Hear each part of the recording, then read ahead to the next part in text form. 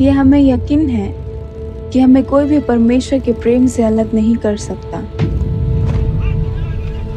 न ही मृत्यु और न ही जीवन, न ही स्वर्गदूत और न ही शैतान, न ही हमला और न ही सताव,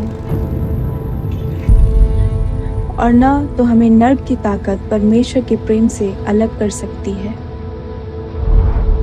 भारत की कलीसिया के लिए ये हमारी प्रार्थना और परमेश्वर का वायदा है।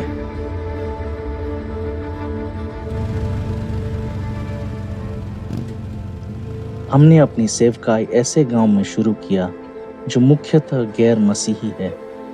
ये हमारी विनम्र शुरुआत थी। परमेश्वर हमारे प्रति विश्वास योग्य बना रहा और 6 साल बाद हमने गिरजाघर का निर्माण करना शुरू किया। हमने अपने समुदाय की सेवा की। हमने लोगों को चमत्कारिक ढंग से चंगाई पाते देखा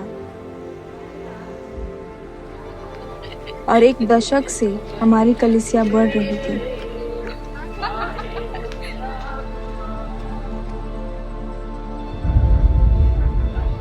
हम अभी भी यह समझ नहीं पा रहे हैं कि 1 साल में सब कुछ कैसा बदल गया।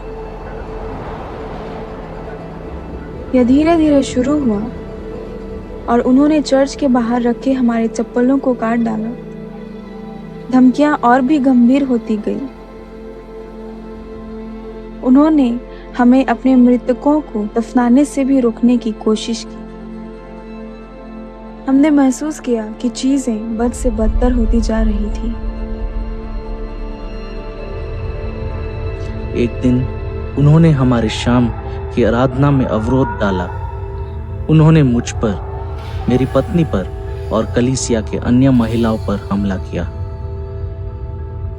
उन्होंने हमारे चर्च को बुरी तरीके से तोड़ डाला और कविता को अधमरा होने तक पीटा और कलीसिया के सारे विश्वासी डर के मारे भाग गए।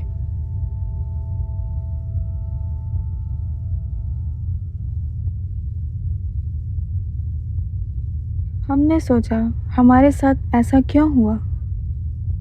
हम अपनी सेवकाई को कैसे बरकरार रख सकते हैं?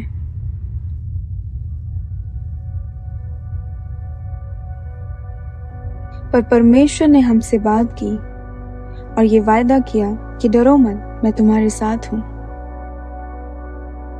इसलिए परमेश्वर के वायदे को थामे रखते हुए हमने अपनी सेवकाई को उसी जगह में जारी रखा।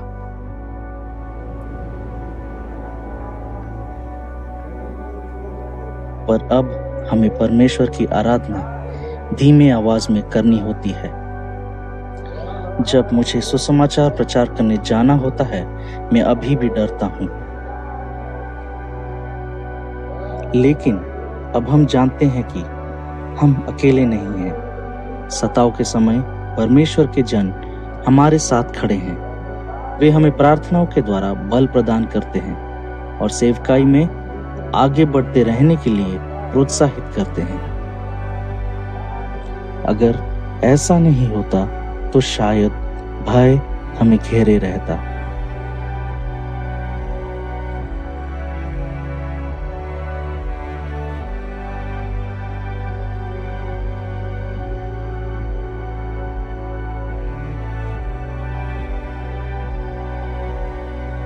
எதிர்காலத்தில் மதவாதிகளால் அதிக உபத்திரங்களும் பாடுகளும் இந்தியாவில் உள்ள சபைகளுக்கு வரலாம்.